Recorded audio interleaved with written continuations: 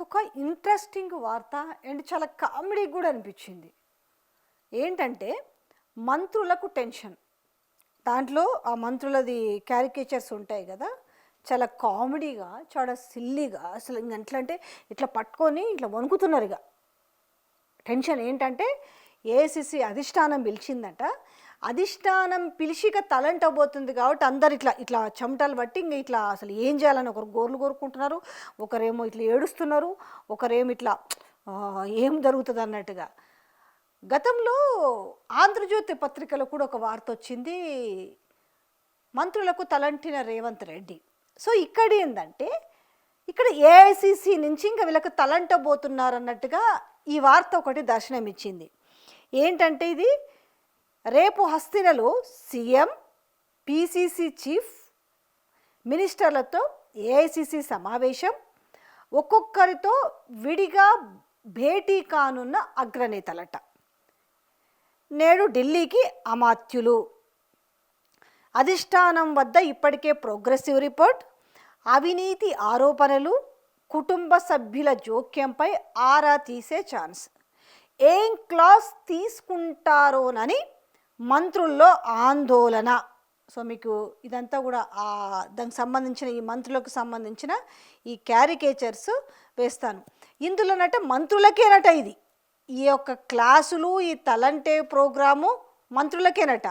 మరి ముఖ్యమంత్రికి మరి ఇప్పుడు ముఖ్యమంత్రి కుటుంబ సభ్యుల జోక్యము, ముఖ్యమంత్రి అన్న తమ్ముళ్ళ జోక్యము, ఇక్కడ రియల్ ఎస్టేట్ దందాలు, ఇక్కడ ఎవ్రీథింగ్ ఏది జరిగినా కూడా ఆ కుటుంబ సభ్యులకు సంబంధించిన వాళ్ళకు ఆమ్యాలు వెళ్తానే ఉన్నాయి. ఈ నుంచి మరి మీనాక్షి నటరాజన్ కేవలం మంత్రుల గురించి మాత్రమే రిపోర్ట్ ఇచ్చిందా? మరి ఇక్కడ తెలంగాణ ముఖ్యమంత్రి రేవంత్ రెడ్డి గురించి ఏమి రిపోర్ట్ అక్కడికి అందలేదా? సో ఎందుకు ఇంత టెన్షన్ ఎందుకు పడుతున్నారు? మరి ఈ వార్త రాపిచ్చింది ఎవరు అసలు? సో ఆ ప్రోగ్రెస్ రిపోర్ట్లో ఏముందనే టెన్షన్ మంత్రుల్లో నెలకొన్నది. తమ పనితీరుపై హైకమాండ్ రెస్పాన్స్ ఎలా ఉంటుందో అని మెజారిటీ మంత్రుల్లో ఆందోళన కనిపిస్తుందట. ఈ క్రమంలో వీళ్ళంతా కూడా ఢిల్లీకి పోతారట. దాంట్లో జూబ్లీ హిల్స్ బై ఎలక్షన్ బైపోల్కు సంబంధించి, అలాగే పంచాయతీ మున్సిపల్ ఎన్నికల్లో వారి పనితీరు పైన ఈ యొక్క ఇది ఉంటుందట. దాంతోపాటుగా చిట్టా విప్పనున్న హైకమాండ్ అంట.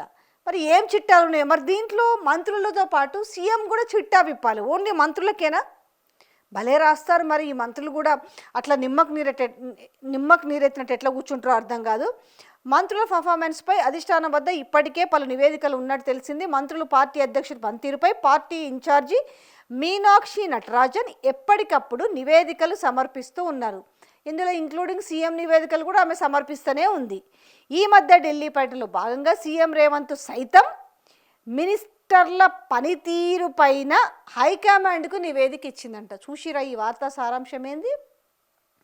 మంత్రులపైన, మంత్రులు చేస్తున్న విషయాలపైన, మంత్రులు కుటుంబ సభ్యులు ఇన్వాల్వ్మెంట్ కానీ, లేదంటే వీళ్ళ పనితీరు ఉంది కదా, మొన్న ఈ జూబ్లీ హిల్స్ బైపోల్ కావచ్చు, అలాగే పంచాయతీ ఎలక్షన్స్ కావచ్చు, మొన్న జరిగిన మున్సిపల్ కావచ్చు, వీటిపైన ఓన్లీ సీఎం మాత్రమే కష్టపడ్డారు.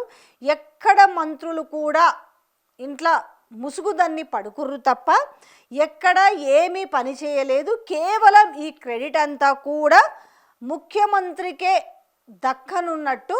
అందుకనే మీ పనితీరు ఏమీ బాగలేదు, ఇగో మీ ప్రోగ్రెస్ రిపోర్ట్ మా దగ్గర ఉంది, మీ కథ ఇదని ఇక హైకమాండ్ తలంటబోతుందట.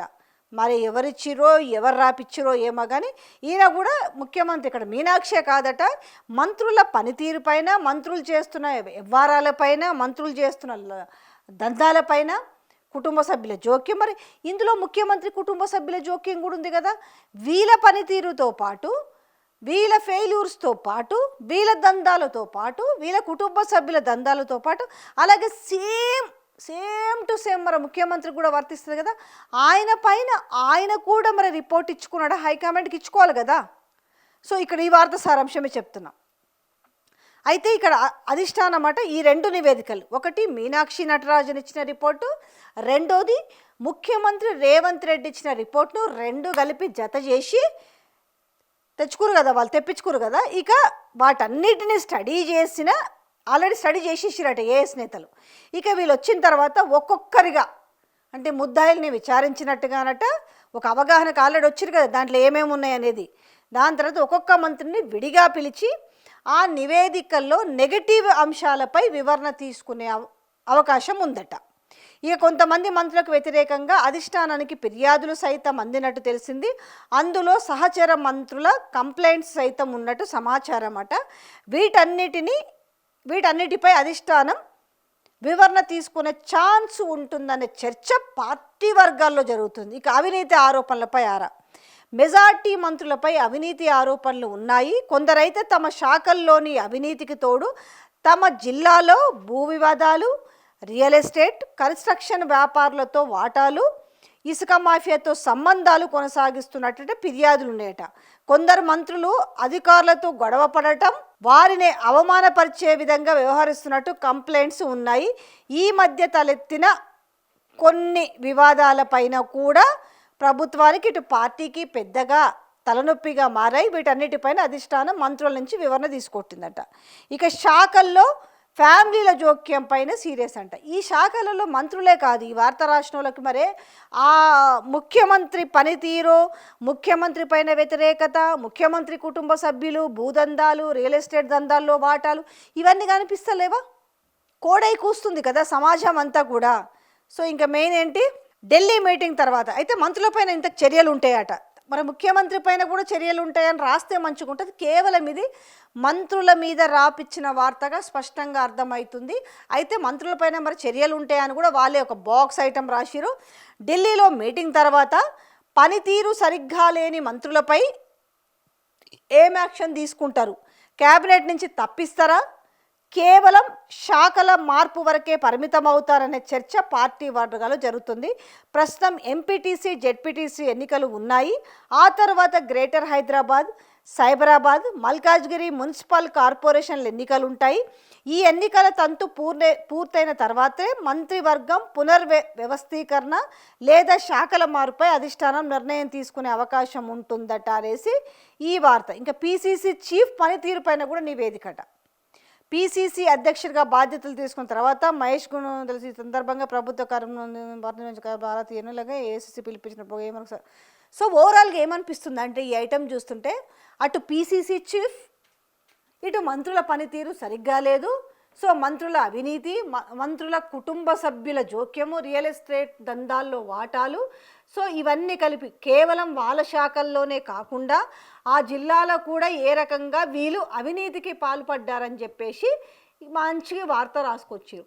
అయితే ఈ మంత్రులందరినీ ఎవరు వెనకేసుకొస్తలేను. కాకపోతే మంత్రుల గురించి రేపు ఏఐసిసి పెద్దలు, ఆ పెద్దల్లో కేసీ వేణుగోపాల్ కావచ్చు, ఖర్గే కావచ్చు, రాహుల్ గాంధీ కావచ్చు, వీళ్ళు కూర్చొని వీళ్ళని ఇన్వెస్టిగేట్ చేసినట్టుగా కూర్చోబెట్టి ముగ్గురు కూర్చొని టేబుల్ వేసుకొని సిట్ విచారణలో లేకపోతే సిబిసిఐడి విచారణలో, ఏసీబీ విచారణలో చేసినట్టుగా చేస్తారట. ఒక్కొక్కరిని కూర్చోబెట్టి వీళ్ళు కూర్చొని నువ్వు ఆ పలాన్ని ఎందుకు చేసినావు, మీ బామ్మర్ది ఇంట్లో జోక్యం చేసుకుండు, లేకపోతే మీ ఆవిడ ఇంట్లో జోక్యం చేసుకుంది, లేకపోతే మీ అన్న జోక్యం చేసుకుంటే మీ తమ్ముడు జోక్యం చేసుకుండు అని అడుగుతారట. పనితీరు ప్లస్ వీళ్ళ అవినీతి పైన. దాంతోపాటుగా వీళ్ళందరిది కలిపితే ఒక ఎత్తు అయితే ఇందులో మేజర్ అవినీతి ఎవరిది ఉంది? ఇప్పుడు పెద్ద తలకాయ ఎవరైతే ఉన్నారో వాళ్ళ కుటుంబ సభ్యుల జోక్యం ఎంత ఉంది? మున్సిపల్ ఎలక్షన్స్లో చూసినాం, వాళ్ళది లగచర్ల ఇష్యూలలో చూసినాము, వాళ్ళకు వాటాలు, కమిషన్లు. ఇవాళ రియల్ ఎస్టేట్లో ఏ పెద్ద అపార్ట్మెంట్ దగ్గరికి పోయినా కూడా చెప్తారు. ఆఖరికి ఈరోజు హైదరాబాద్ మాదాపూర్ అయ్యప్ప సొసైటీలో ఎవరన్నా 2 ఫ్లోర్లు లేపాలంటే ఫ్లోర్కి ఎంత కమిషను ఇవాళ ఆ బిగ్ బ్రదర్స్కు చెల్లించాలో కూడా తెలిసిన విషయమే. ఇవాళ 100 ఎకరాలని ఏ రకంగా కొల్లగొడుతున్నారనే విషయం తెలవాల్సిందే. మరి ఇన్ని ఉన్నాయి కదా, ఒకటా రెండా చెప్పాలంటే చాంతాడంతా ఉంది. ఇక పీసీసీ చీఫ్ మీద కూడా అందులో ఒక బాక్స్ ఐటమ్ రాశారు కదా. ఇది ఇప్పుడు ఏంటంటే అందరూ జీ హుజూర్ అని ఇప్పుడు ఆ పెద్ద తలకాయకి వంత పాడితేనేమో ప్రాబ్లం లేదు.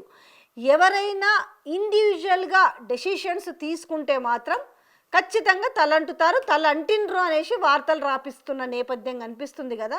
ఎందుకంటే నేనే రాజు నేనే మంత్రి అన్నప్పుడు ఇదే విషయాన్ని పీసీసీ చీఫ్ని అడిగినప్పుడు ఏమో నాకైతే తెలియదు, పార్టీలో అట్లాంటిది ఉండదు అనేసి వాళ్ళు నిర్మోహమాటంగా చెప్పేసిరు.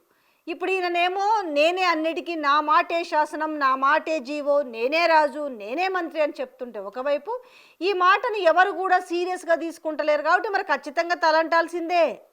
ఎందుకంటే ఇవాళ ఒక దాంట్లో ఇంకెందులో రాశారు, పాపం అధిష్టానం ఆయనని నెగ్గనిస్తలేదు, మంచిగా నిర్ణయాలు తీసుకుంటుంటే రేవంత్ రెడ్డి అని. ఒక దాంట్లోనేమో అధిష్టానము రేవంత్ రెడ్డిని పడనిస్తలేదని ఒక దాంట్లో వస్తుంది, ఒక దాంట్లోనేమో రేపు ఏఐసిసి పెద్దలంటే మంత్రులకు ఏ రకంగా తలంటబోతున్నారని వాళ్ళ క్యారికేచర్స్ వేసి ఇట్లా వణుకుతూ భయపడుతున్నట్టుగా, లేకపోతే ఒకరు ఏడుస్తున్నట్టుగా, సో వాళ్ళు ఎంత భయంలో ఉన్నారో అనేది ఆ క్యారికేచర్స్ వేసేసి వాళ్ళని చెప్తున్నారు. ఇందులో మంత్రులకు తలంటాలా, మంత్రులతో పాటు ఇక్కడ ముఖ్యమంత్రికి కూడా ఏ రకమైన తలంటబోతున్నారు.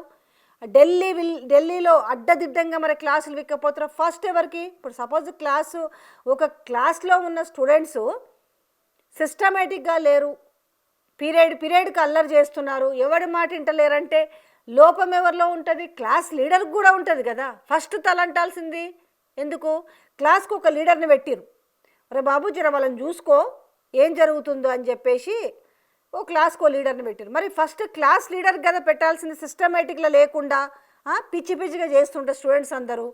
క్లాస్ లీడర్కి ఎంత బాధ్యత ఉందో మరి రాష్ట్రానికి ముఖ్యమంత్రి ఆ పార్టీకి ఇప్పుడు దిక్సూచిలాగా చెప్పుకుంటున్నాడు. పొట్టోడైనా గట్టోడు అనేసి వార్తలు రాపిస్తున్న నేపథ్యంలో ఒకే ఒక్కడు అని చెప్పేసి ఘోరంగా మోస్తూ వార్తలు రాపిస్తున్న నేపథ్యంలో మరి బాధ్యతకి ఈయనకు లేదా? వీళ్ళ కుటుంబ సభ్యులు ఏమి చేస్తలేరా? అంతా క్లీన్ చీట్ వ్యవహారం లాగానే ఉందా? ఫస్ట్ క్లాస్లో ఎవరికి ఘోరంగా లెఫ్ట్ రైట్ తలంటేది ఎవరికి తలంటాలే, మీనాక్షి నటరాజన్ కానీ, లేకపోతే ఇటు మల్లికార్జున ఖర్గే కానీ, లేకపోతే కేసీ వేణుగోపాల్ కానీ, లేకపోతే రాహుల్ గాంధీ కానీ. ఇక్కడ మాట్లాడుతున్న మాటలకు, ఇక్కడ వాడుతున్న భాషకు, ఇక్కడ జరుగుతున్న విధానానికి ఈరోజు మున్సిపల్ ఎలక్షన్స్లో తిప్పలు పడి కొట్లాడడు, లొల్లులు, అరెస్టులు, ఇంత ఘోరంగా అంతా చాలా తెనగాల్లో ఒక్కడై అసలు ఎన్నడూ చరిత్ర లేని విధంగా ఇక్కడ తిరగరాస్తున్నారు. అన్నిట్లలో ఐటీలో మేమే బెస్ట్, దాంట్లో నేనే బెస్ట్, దీంట్లో నేనే బెస్ట్ అంటే అదే. అందుకే అన్నారు మంది పిల్లల్ని మన పిల్లల్ని అని చెప్పుకుంటున్నట్టుగా గతంలో ఐటీ రంగంలో సాధించిన విప్లవాలు గత ప్రభుత్వంలో, తర్వాత వ్యవసాయ రంగంలో సాధించిన ఘనత, ఇవన్నీ కూడా ఇప్పుడు మా ఖాతాలోనే వేసుకుంటున్నాము అని అంటే జస్ట్ పేరొకటి మార్చుకుంటే సరిపోతుందన్న దాంట్లోనే ఉన్నారు. కానీ గత 10 ఏళ్లలో జరిగిన దానికి ఇక్కడికొచ్చిన, సరే రాహుల్ గాంధీ పక్కన పెడదాం, ఇక్కడికొచ్చిన మీనాక్షి నటరాజన్ తెలియదా? తెలంగాణ ఏంది, తెలంగాణలో పరిస్థితులు ఎట్లున్నాయి, 2014 ముందు ఎట్లున్నాయి, ఇప్పుడు ఎట్లున్నాయని ఆ రిపోర్టు కూడా మిచ్చి ఉంటుంది కదా. ఈరోజు వీళ్ళొచ్చి ఏం డెవలప్ చేసిరు, ఏడన్నా ఒక కాలువ తీసిరా, ఏడన్నా ఒక తట్టెడు మట్టి తీసిరా, ఇవన్నీ కూడా ఆమె ఖచ్చితంగా రిపోర్ట్ ఇస్తుంది కదా. మరి వీటి గురించి కూడా తలంటాలి కదా. సో ఏంటంటే ముందుగా తలంటుడు కార్యక్రమం ఎవరికి ఉంటుంది అనేది కొంచెము దీంట్లోకి వస్తే మిగతాది మంత్రుల గురించి మాట్లాడవచ్చు. కానీ ఈరోజు ఆ మంత్రులు కూడా మరి నిమ్మకు నీరెత్తినట్టు ఎందుకు అర్థం కాదు. కానీ ఇలాంటి వార్తలు రాపిస్తున్న నేపథ్యంలో మరి ఇది నిజమా, తలంటుతారా, లేకపోతే నిజంగానే రేపు వీళ్ళ పనితీరు బాగలేకపోతే మరి వీళ్ళని పీకేస్తారా, లేకపోతే క్యాబినెట్ షెఫిల్స్ ఉంటాయా? ఎవరిని పీకేస్తారు? కోమటిరెడ్డి వెంకటరెడ్డిని వీకేస్తారా, ఉత్తమ్ కుమార్ రెడ్డిని వీకేస్తారా, శ్రీధర్ బాబుని వీకేస్తారా, పొన్నం ప్రభాకర్ని పీకేస్తారా, జూపల్లిని వీకేస్తారా, వాకటి శ్రీయర్ని, ఎవరిని పీకేస్తారు, ఎవరిని ఉంచుతారు? సో నిజంగానే ఇంతమంది పోస్టులు ఊడి మళ్ళీ కొత్త పోస్టులు వచ్చే అవకాశం ఉందా? సో మరి రాజగోపాల్ రెడ్డి వ్యవహారాన్ని కూడా ఏ విధంగా సీరియస్గా తీసుకోబోతున్నారు? మరి ఆయనని పిలిచి ఆయనకు మంత్రి పదవి కట్టబెడతారా, లేకపోతే కూడా ఆయనకు కూడా తలంటే కార్యక్రమాలు ఉన్నాయా చూద్దాం. ఎందుకంటే పత్రికల్లో రాపించుకుంటున్న వార్తలు ఉన్నాయి కదా, ఇంకా ఏ రకాలుగా క్యారికేచర్స్ చేసి వార్తలు వండి వార్చబోతున్నారో చూద్దాం.